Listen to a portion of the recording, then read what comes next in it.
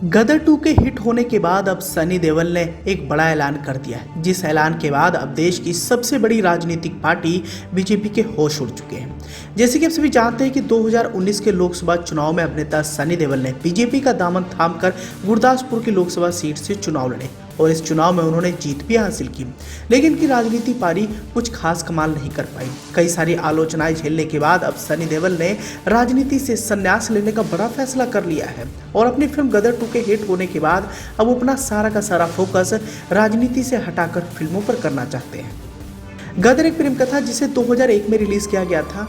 ये सनी देओल के करियर की उन चुनिंदा फिल्मों में से एक मानी गई है जिसे आज तक पसंद किया गया। यही बड़ी वजह है कि 22 सालों के लंबे अंतराल के बाद तारा सिंह बनकर अभिनेता सनी देओल ने एक बार फिर से धमाल मचा दिया है। चारों तरफ गदर 2 की ही चर्चाएं की जा रही हैं और अब तक इस फिल्म को रिलीज हुए 2 हफ्ते से ज्यादा समय हो गया है। 2 हफ्ते के भीतर इस फिल्म ने 400 करोड़ से ज्यादा की कमाई भी कर ली है और यह 2023 की सबसे ज्यादा कमाऊ फिल्म में से एक मानी गई है।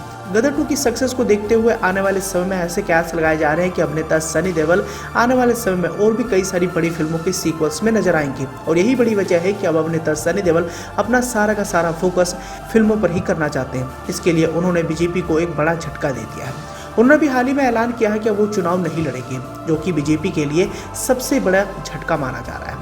मीडिया रिपोर्ट्स की माने तो सनी देओल के ये कहा गया है कि राजनीति में उनका मन नहीं लगता है, इसलिए वो आगे अब चुनाव नहीं लड़ेंगे, वो सिर्फ फिल्मों में काम करना चाहते हैं। मालूम हो तो बताना चाहेंगे कि सनी देओल के ऐलान के बाद अब 2024 के लोकसभा चुनाव में पंजाब के गुरदासपुर से बीजेपी अब अपना नया प्रत्याशी उतारेगी, क्योंकि सनी देओल ने अब चुनाव न लड़ने का फैसला किया है। पूरे अगर घटना का जिक्र करें तो अभी हाल ही में एक टीवी चैनल को दिए इंटरव्यू में सनी देओल ने कहा कि अभिनेता बने रहना ही उनका पहला चुनाव है। वो जिस सोच के साथ राजनीति में आए थे वो सारे काम वो अभिनेता रहते हुए भी कर सकते हैं।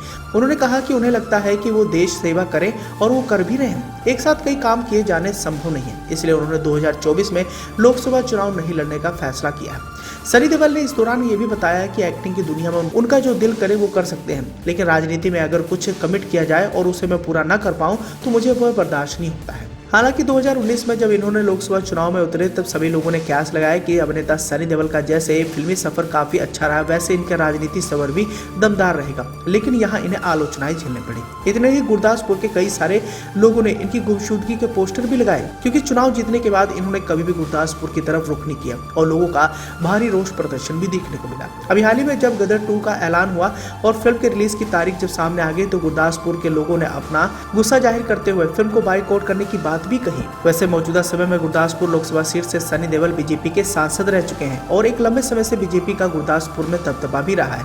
बीजेपी के लिए यह सीट बेहद अहम मानी जाती है।